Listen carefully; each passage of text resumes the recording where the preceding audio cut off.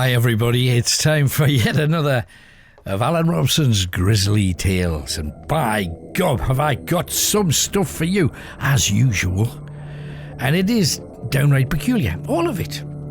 First of all, you will know that there's some very strange things that superstars get up to. You give them an inch, they'll always take well over a mile. And sometimes they'll take a small county or even an entire country because they always go far too far. So let's hear about some of them. I'm starting with one that you probably haven't heard of. His name was Edmund Kean. He was one of the world's best ever actors, but he was also completely depraved. He would always have a stream of prostitutes in his dressing room at the Drury Lane Theatre in London before a performance, during a performance, and after a performance. He would have sex with a prostitute before going on, in the interval, and if he was off stage for longer than 10-15 minutes, he'd have another one just to keep himself going. And he decided how many prostitutes he would need, depending on which Shakespearean performance he was actually doing. He knew that he could have sex in any amount of time given to him, but if he had a minimum of 7 minutes, he could get the job done. He sometimes had 3 women per performance, and while he was having sex, the people on the stage had to ad-lib until he got there if he was ever late, and he rarely was. Frankly, he was early, if anything. The other 2 prostitutes had to watch him having sex with the first one, and once she had been dealt with, she was paid and on her way, and he was back out on stage again. Mind you, it wasn't just prostitutes that he had a fling with. He also slept with pretty much all of his leading ladies as well, while his dresser kept guard. Now, you would think, well, he's never going to have a wife or a girlfriend. Well, he did. He had a mistress that he was loyal to, he said. Her name was Charlotte Cox, and she would also pop round to his dressing room during the intervals to service him. Then she would rush back to her box to watch the rest of his onstage performance. Now, when the intervals between acts were too short, that meant that Kean had contracted VD and he was unable to have sex that night. And he had VD a lot, and he got treated a lot. It was a bit of a sore point. After attending a boring dinner party thrown by his wife, oh yes, he had a wife too, he would gallop on his horse back to a brothel on the other side of London to make sure that he had sex with at least half a dozen before he went home. This creature was voracious. Now, when he toured, because he came to the provinces, he came up to Sunderland, to Newcastle, to Durham, to Middlesbrough, York. He performed all over the place, all over Britain, all over Scotland too. And mobs would make reference to his affair with Mrs. Cox during the middle of one of his Shakespearean tragedies. And Kean, instead of staying in his role, he would do a somersault dressed as Othello or Shylock, and he would shout back to the crowd things like, "I may as well practice, as it may one day come back to this," because apparently he was a circus acrobat before he got into the theatre, and he only took up acting when he broke both his legs after falling off a horse. So, like thousands of actors before, and probably hundreds of thousands since, he loved to be seen, he loved to show off, and he would often be seen lying in the stern of a rowing boat on the Thames with his pet lion. Well, of course, he couldn't have like a cat or a dog. He had a full-sized male lion in his rowing boat with him. And whenever he was around London, do you think he had a car? No. He rode a magnificent black stallion. And Shylock was the name of the horse, and he rode him up and down the steps of the Drury Lane Theatre, and he was fond of dressing up as a Native American Red Indian chief. Yeah. A character worth looking back at, I think you'll find. So let's come a little bit closer to the present day, when we've had all sorts of things like Hugh Grant getting a blowjob off a prostitute. We've had a lot of very strange behaviour from people in general. And, of course, we have celebrity madams that supply ladies to the rich and famous to this day. But Cary Grant was a different thing altogether. One of the most stylish actors and one of the greatest Hollywood stars ever. Yet there's a lot of things that people don't know about him. For example, he used to experiment with hallucinogenic drugs, particularly LSD. And he also went to psychotherapy sessions. Well, most actors in Hollywood these days have shrinks and psychiatrists. He had one back then. Cary Grant, although he seemed to walk so stylishly everywhere he went, he was a man to regard and be jealous of. But he was an acrobat in his earlier days, and he once appeared at a talent show on the same bill as George Formby playing his little ukulele. Who would have thought? One of his first jobs in America, because he had travelled to America, was as a gaudily dressed stilt walker at Coney Island Amusement Park, advertising the attractions. And how about that? He also admitted that he preferred to wear women's nylon panties because they were easier to wash and smaller to pack. He was also known to save any buttons off his shirt and also the string from parcels to make sure that he used it again. This is because before he became an acrobat, he was a very poor person and he needed to save every penny, and that stayed with him till the day he died. When he stayed at the Plaza Hotel in New York, very, very swanky, he saw English muffins advertised on the menu and he ordered them for breakfast. Now, when only 3 half slices were brought to his room instead of 4, which would have made 2 complete muffins, for example, they were selling English muffins, not a muffin and a half, he asked the waiter why this was the case. Well, the waiter didn't have a clue. So Cary Grant went all the way through the hotel's chain of command trying to find out why he'd only received a muffin and a half.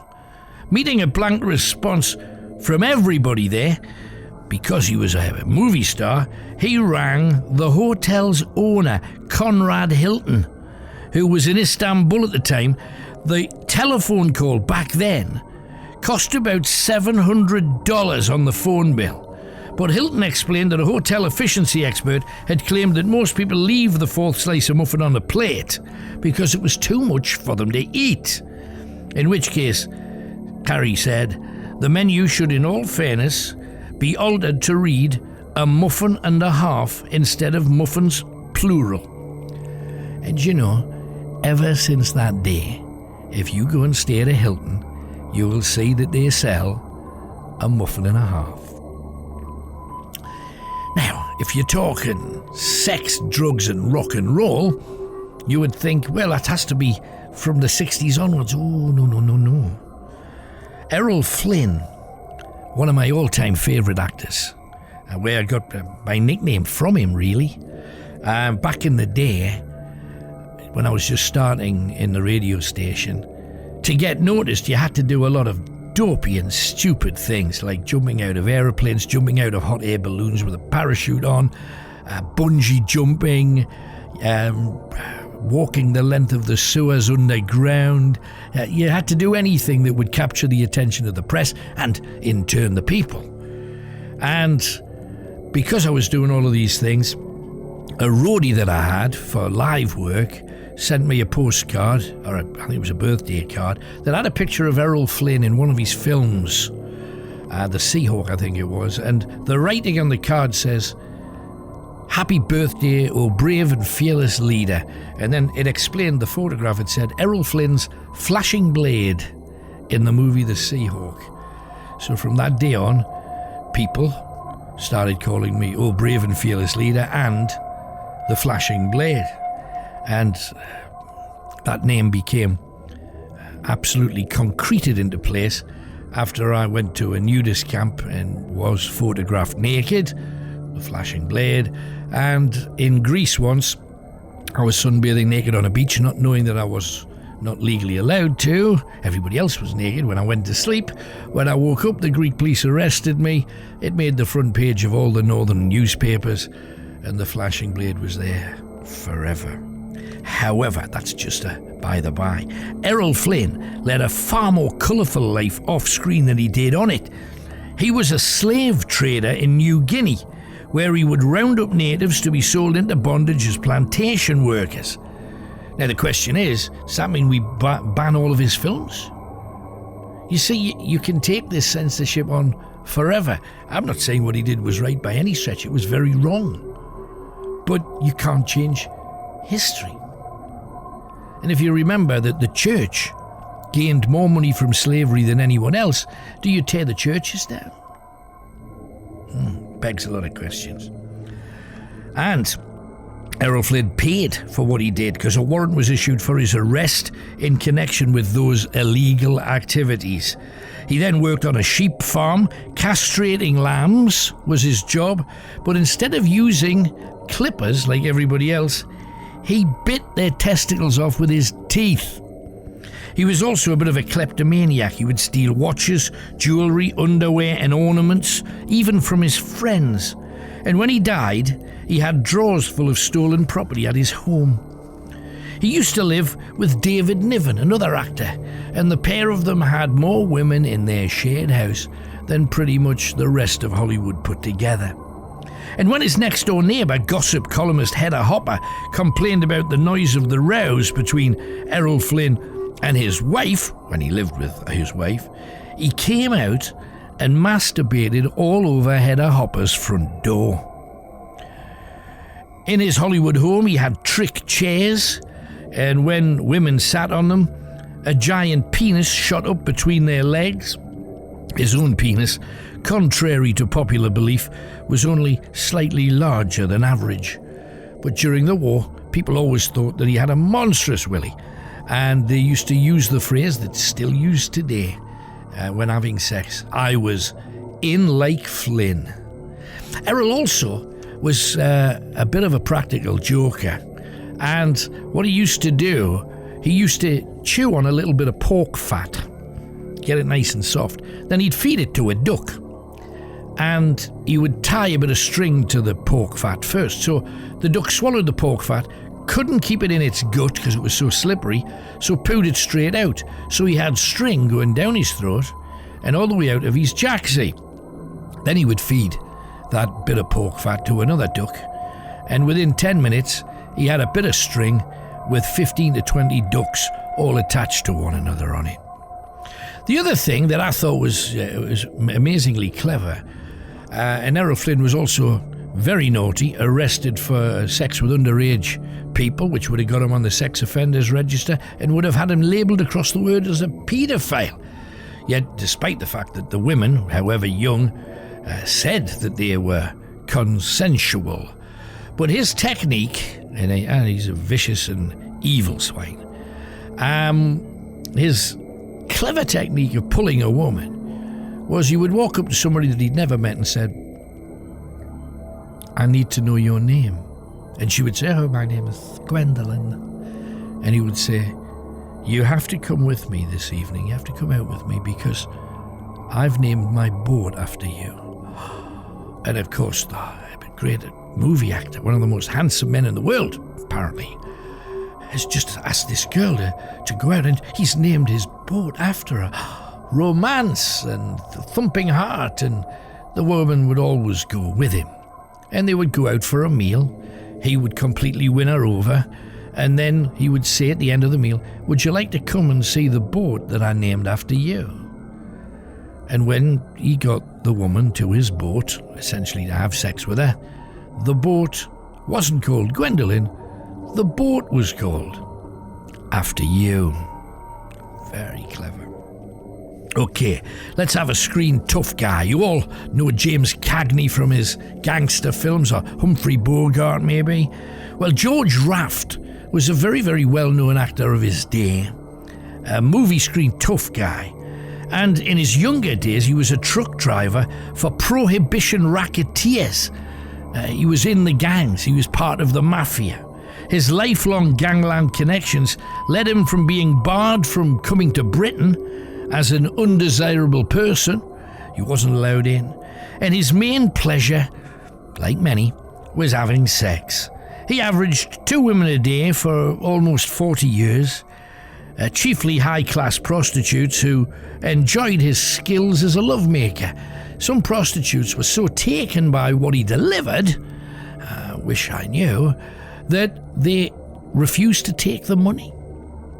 Once in a single night, he made love to 7 beautiful chorus girls, one after the other, then slept in a state of bliss for 24 hours and was unable to perform on stage because they couldn't even wake him up. He employed a barber to shave off all of his body hair twice every day. He was a hairy beast. Mario Lanza, one of the greatest voices, the voice of heaven, a lot of people would say. He was probably the world's most famous tenor after Caruso. And he also believed that he heard heavenly voices. He said that the dead singer Enrico Caruso, who Mario Lanza impersonated in the film The Great Caruso, he said that Caruso spoke to him from the grave and regularly gave him advice on how to carry out his career. He also joined Caruso at the age of 38 when he died in a Rome hospital in 1959. One biographer said he was murdered by the mafia because 3 days earlier he'd refused to sing at a concert organised by the Don. And when bikini-wearing actress, an absolute stunner of her day, Inga Stevens, asked him to sing for her, he hoisted her up onto a piano, pulled down the bottom half of her bikini, spread her legs, and he sang into her lady area. And he said to her, "For the first time, Lanza's high note will come out of a woman's body." Yeah. A bit peculiar, I think you'll have to say.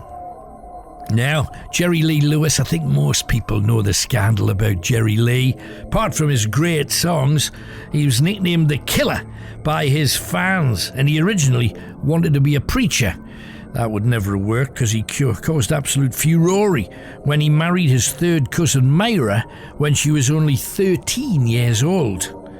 And it was kind of the norm for Jerry Lee, who also had 3 other girlfriends aged 14, 15 and 13 again. John Barrymore was a famous actor from way back in the day, and he had a pet vulture called Maloney. He fed it on rotten meat that he got from scavenging neighbours' dustbins in the early hours of the morning on the Hollywood Hills estate where he lived. Cecil B Demille, you'll have heard the name, do you know him? He was a Hollywood filmmaker, and he made all of those movies about hundreds of dancing girls and what have you. But he had a collection of shrunken heads, over 200 in all, one of the most great collections of shrunken heads in the world. He was also a foot fetishist. He used to want to kiss the feet of his young actresses. Also, Lord Lucan, you'll have heard of, and you think, hang on, he's not an actor, Al, now come on. No, but he did have a screen test for a film starring Shirley MacLaine. He failed because he looked too wooden and too stiff, like the woman he killed. W.C. Fields had hundreds of bank accounts all over America and different parts of the world that he would open under false names to hide his assets from the taxman. He was even known to get off trains when they were making a temporary stop at a station, rush to the nearest bank there and start a new account. He died in 1946, and only the bank accounts in his name were ever traced. Millions of dollars remain untraced under false names. Okay, great double acts. Morecambe and Wise, you've got to mention because they're just tremendous. Just leave it there. Abbott and Costello were America's great double act, or one of them. And yet Abbott was an epileptic, and at the start of an attack on stage, his partner Costello had to punch him in the stomach to try and shock him out of it, and the audiences would all laugh, thinking it was part of the act. But because of his fear of what is a horrible ailment, he would drink large amounts of whiskey every night to knock himself out. And later in years, when he was unable to pay the income tax he owed, he asked all Abbott and Costello fans to send him 50 cents each to help him out.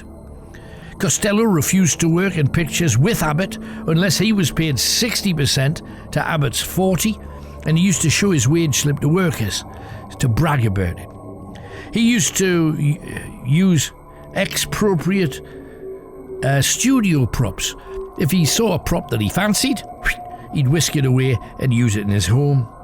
He also wanted to change the act to Costello and Abbott, threatened to walk out if it wasn't, and he split up temporarily with his partner in 1945, all because Abbott hired a domestic employee that Costello had once hired and fired. Okay, which Wild West performer came to Newcastle City Centre and performed in the Haymarket? Well, Buffalo Bill Cody and his Wild West show. And it should have been Bison Bill, because he never actually killed a buffalo, he killed bison. But when his attention wandered from his wife Lulu to other women, she tried a drastic remedy. She bought a love potion from a gypsy called Dragon's Blood, spiked his coffee with it, and a lot of quantity in there, and the result was that he collapsed, and he was unable to speak for 4 days.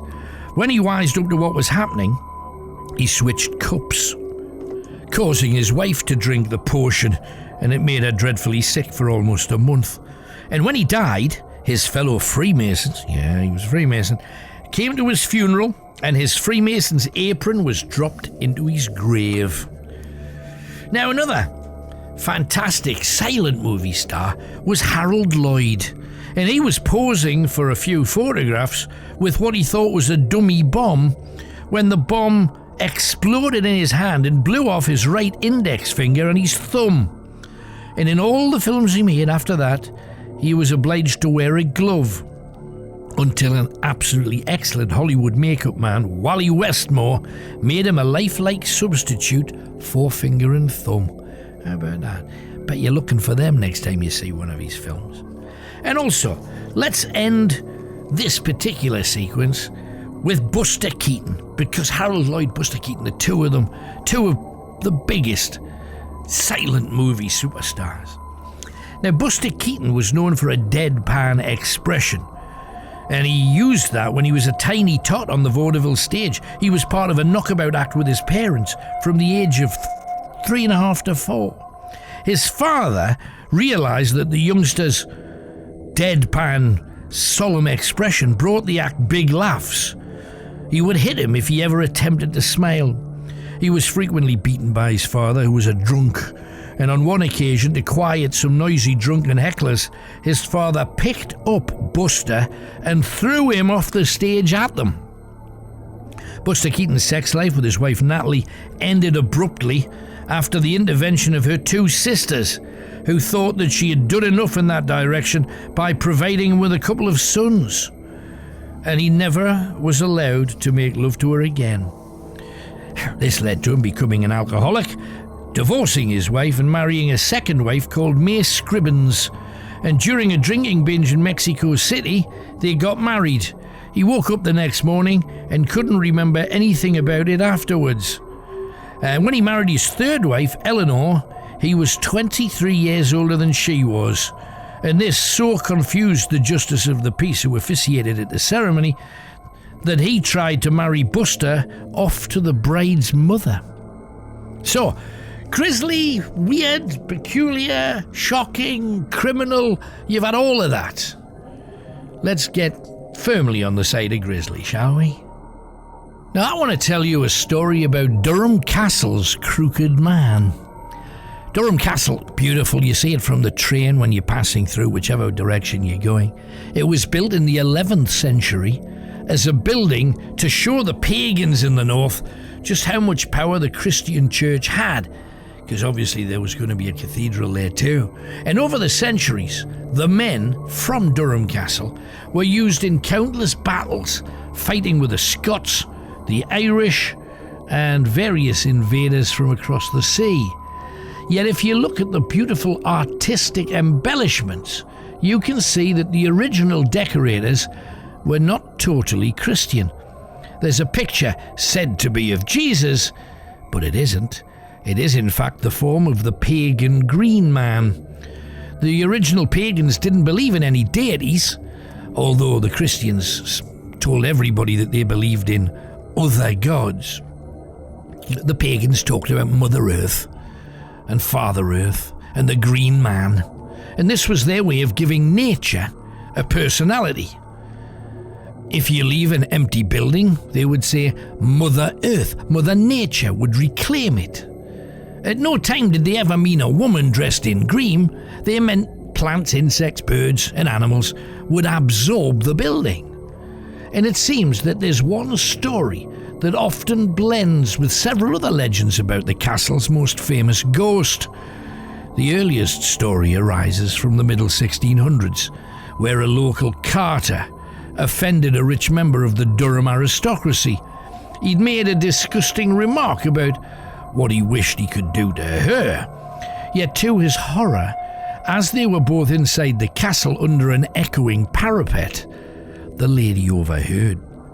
She saw the man and whispered to a guard, and that man was arrested. Now the bishop, who lived in the castle, was livid and wished to make an example of this carter. Some called him Hall or Hill, but he was said to live in Sherborne. The bishop even wrote out a death warrant, but the lady, who had been offended, asked that it be rescinded.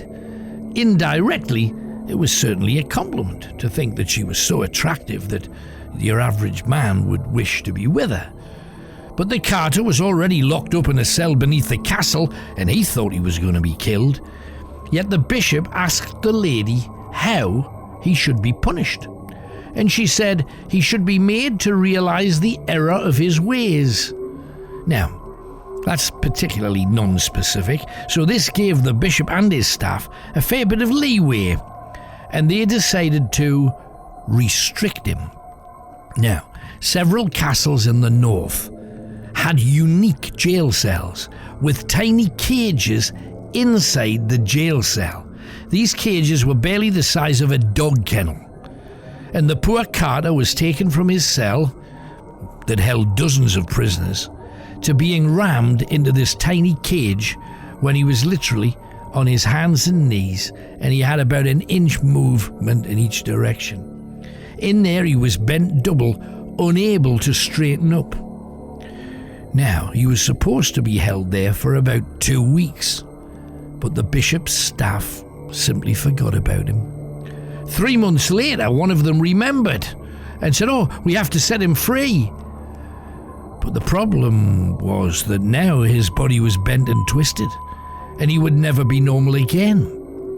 His back had fused into this curve, and he walked almost on his hands and knees for the rest of his life.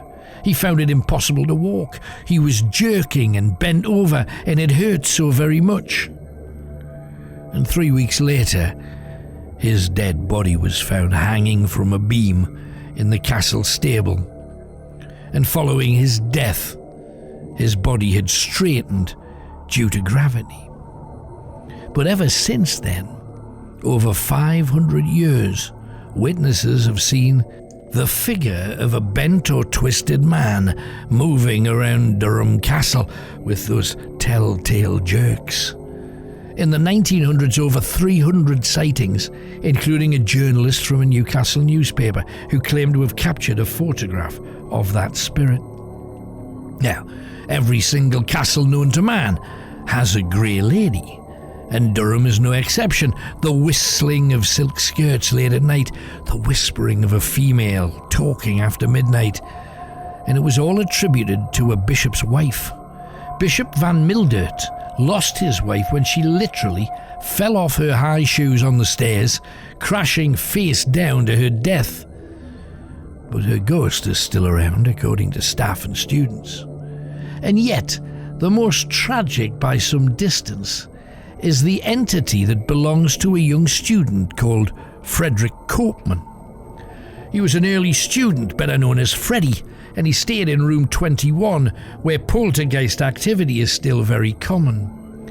In the early 19th century, he studied hard to gain a first, and like everyone else, was a little intimidated on the day the results were released and placed onto the notice board for everyone to see. He raced down and scanned the board for any sign of his name. Those who had failed would not be on it. He looked, and he looked again without success, to the degree that his heart began to burst and he ran off in panic. In his absolute torment, he raced right up to the cathedral tower and he threw himself off, his body smashing on the stones beneath the tower. But the tragedy was that he had passed and earned himself a first-class degree. However, another piece of paper had been pinned above the results, and it had covered his name. So now, fast pacing can be heard in corridors, the racing of someone up the stairs, and very occasionally, late-night screams.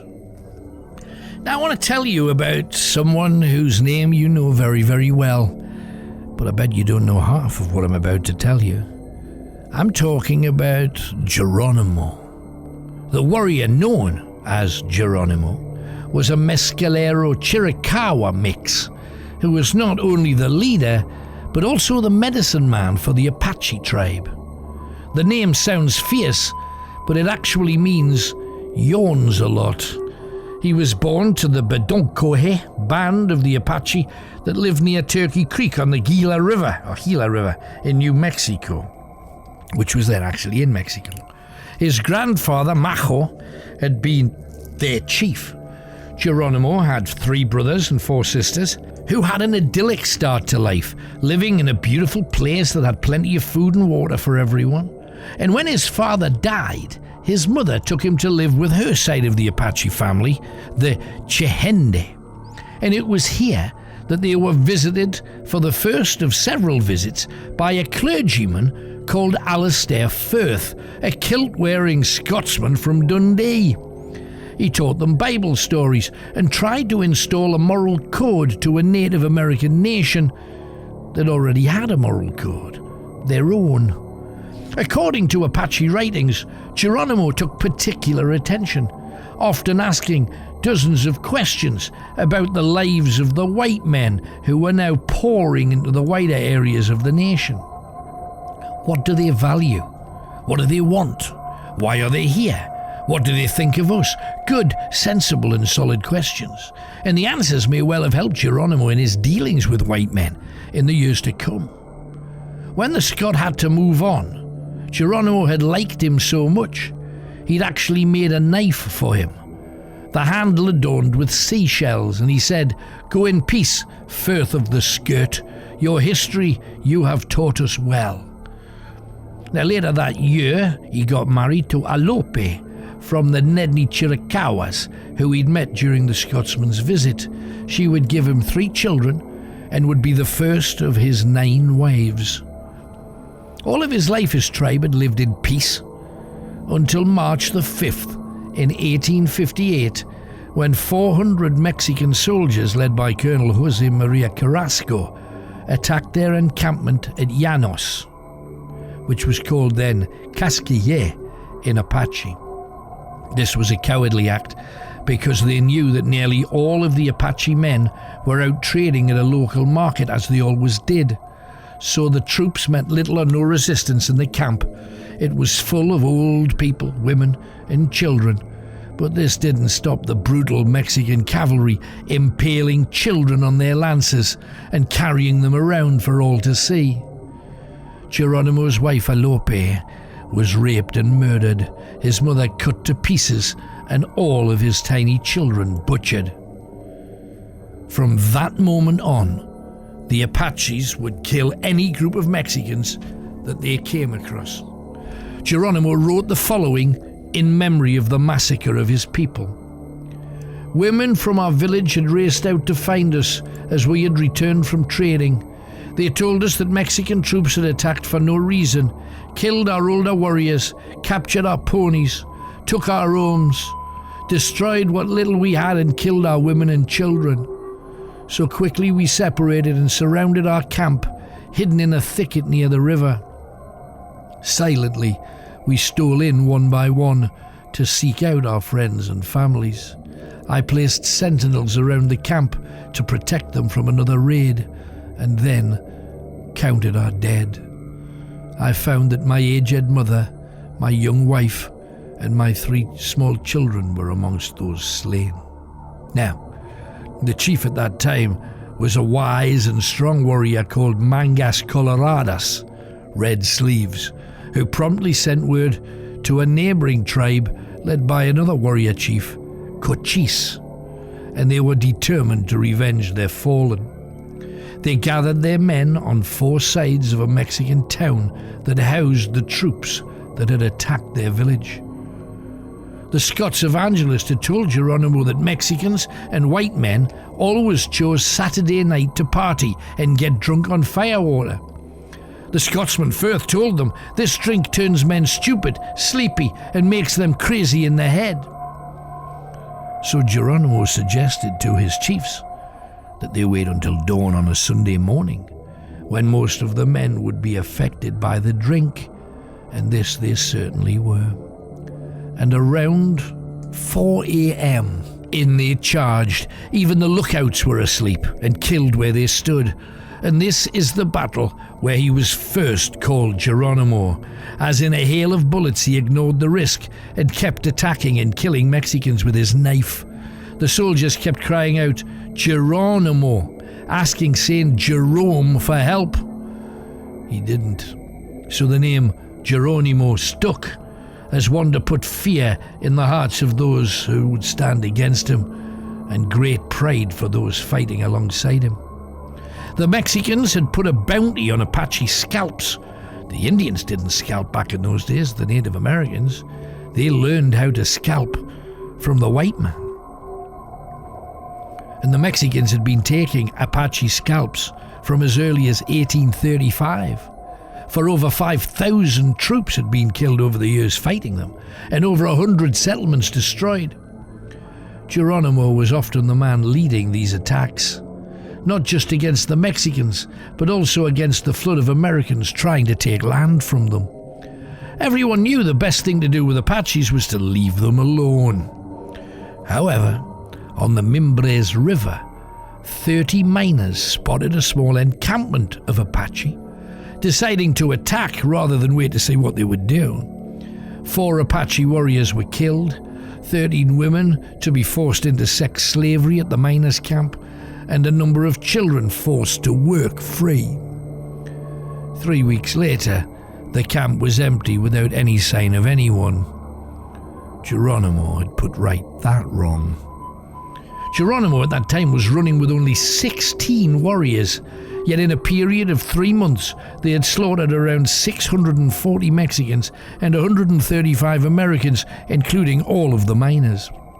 Once again, Geronimo keen to write down his thoughts. "Yes, I have killed many Mexicans. I do not know how many, for frequently I didn't count them. Some of them are not worth counting. It has been a long time since then, but I still have no love for the Mexican. With me, they were always treacherous and malicious, and to defenseless women and children." Now, should you need proof of Mexican treachery, well, they agreed terms with the Apache, the peace treaty of Casas Grandes in Chihuahua in Mexico, and to celebrate, both sides partied. The troops giving the Native Americans mezcal, another potent drink, and they were all totally intoxicated. And once the Apache were drunk, 2 full regiments of Mexican troops poured in to attack them. 20 Apache were killed, about a dozen captured, the rest raced into the mountains to regroup. It seemed the only way they could fight back was guerrilla fighting, hit and run, driving the authorities crazy. In fact, they actually captured Geronimo a number of times, but he always managed to escape. Once, in the Robledo Mountains of New Mexico, troops chased him into what is now known as Geronimo's Cave. They surrounded the entrance and yet no one ever came out. Geronimo appeared outside, attacking the troops from behind, yet to this day no one has ever found the other exit. The Americans also vowed a peace treaty with the Apache and within a week had broken it. So Geronimo took the warpath against them. He said the soldiers and not the Indians were at fault. Now we have been wronged, and I shall be the righter of those wrongs. Geronimo was given the name the worst Indian who ever lived by the Western press, yet the atrocities committed against Native Americans had been vicious and universally ignored. Townsfolk from Silver City, a border town, found a young Apache watching 15 tiny babies in a tent. They drowned each one in the water trough outside the saloon, the young girl gang-raped and her breasts cut off to make tobacco pouches, and then she was fed alive to the wild street dogs of the town. This story failed to make any newspaper. Yet when it was claimed that Geronimo's Apaches massacred a family on the edge of town, it was front-page news. They claimed that a young girl had been taken alive and was found in a stable hanging from a meat hook jammed under the base of her skull. When asked for the names of the girl and the names of the family massacred and where they lived, none was given, because the story was one of thousands made up in those days to generate hatred against all of the tribes. All over, native tribes were trying to make peace, and they were generally forced onto reservations where they often starved to death.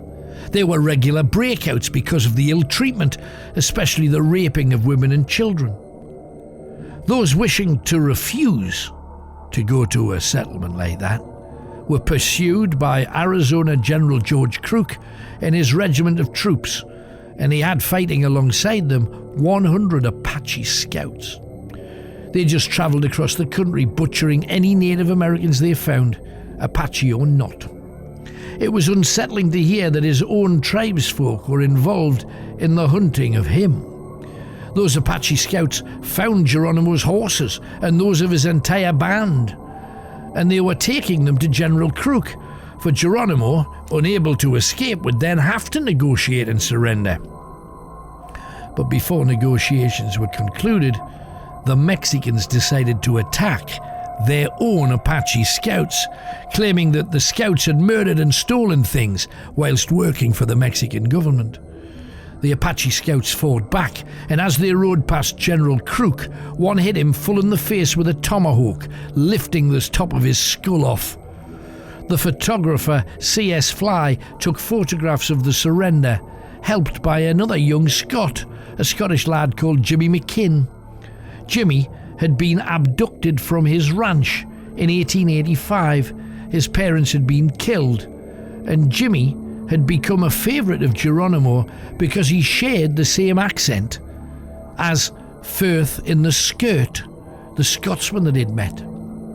Geronimo camped on the Mexican side of the border. Said he would walk across the following morning to be taken to a reservation. However, a soldier handing out whiskey to them told Geronimo that the orders were actually to wipe out the free Apache the following morning. There would be no reservation, not for Geronimo and not for his band.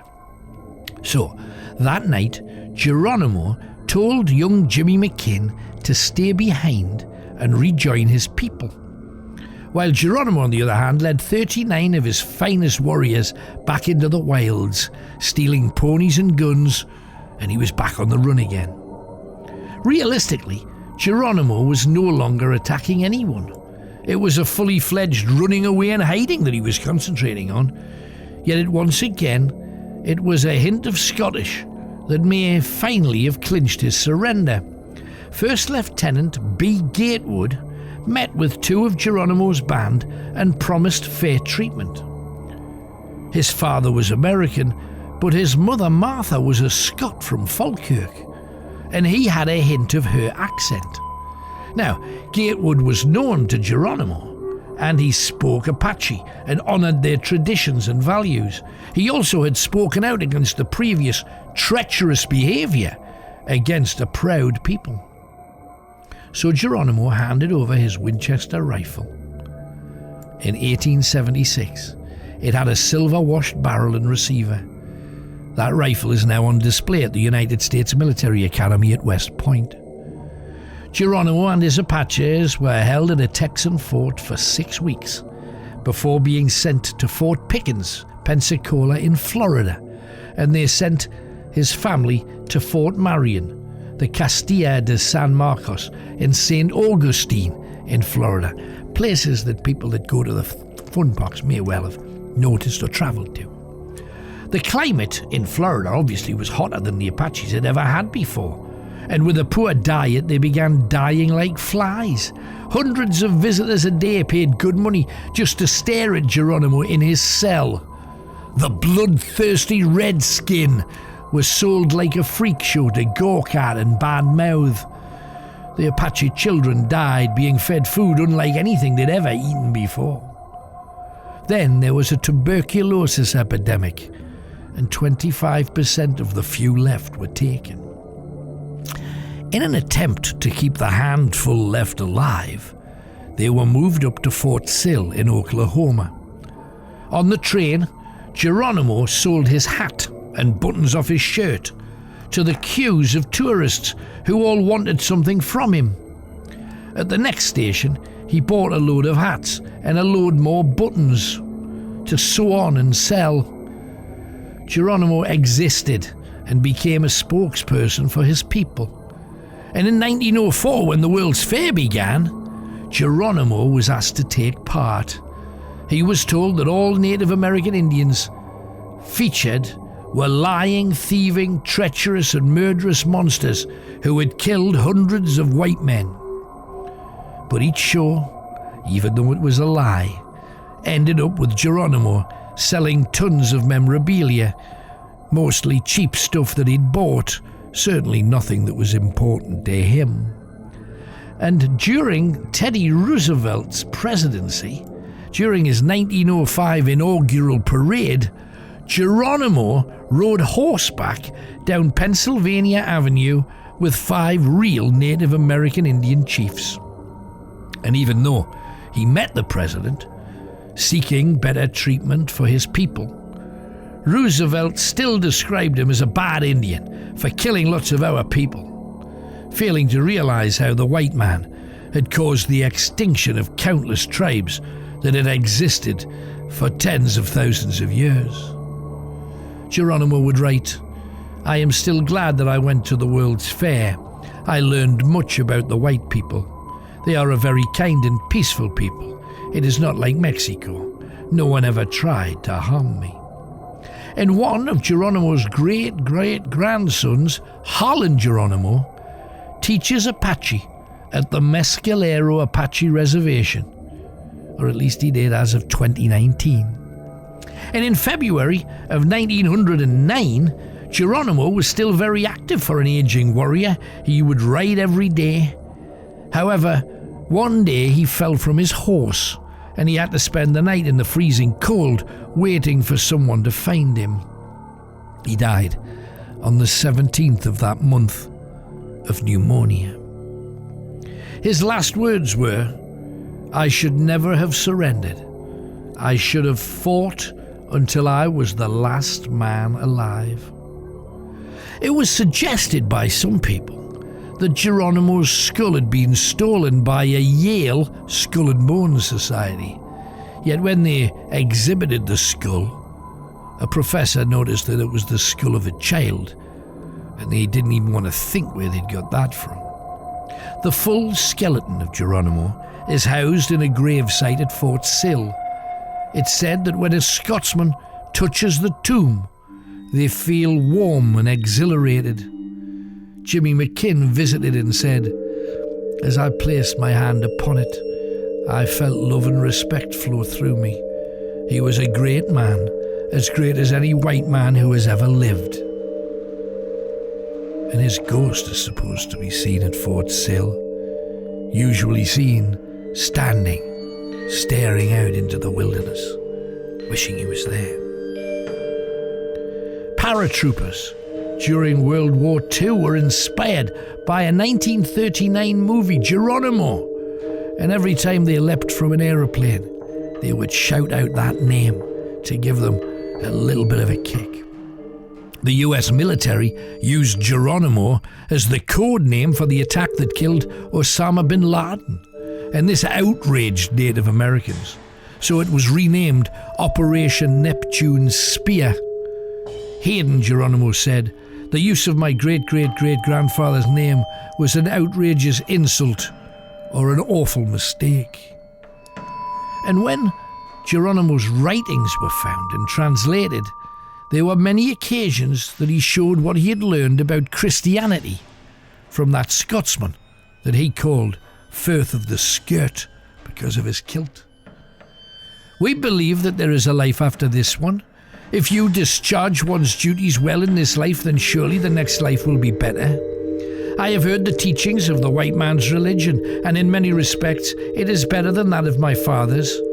I have now adopted the Christian religion, for it is a better base to living right.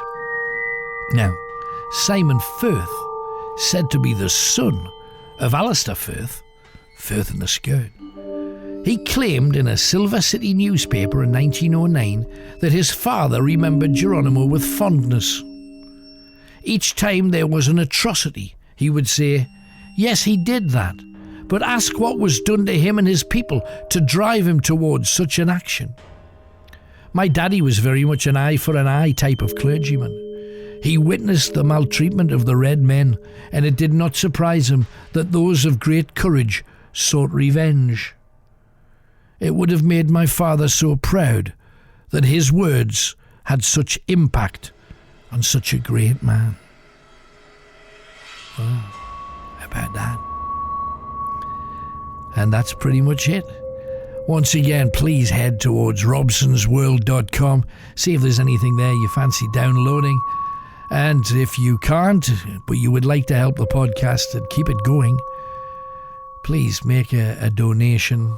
There is a few buttons for you to press, and you can make that easily, and it will help us continue at a time that we absolutely need your help, otherwise it will stop. And it also helps keep the website, the robsonsworld.com, going too. We thank you sincerely for any help that you give, and we look forward to entertaining you again next week on another of Alan Robson's Grisly Tales. There's so much more to it. Spread the word. And until we're back together again, stay safe. God bless. And I wish you well.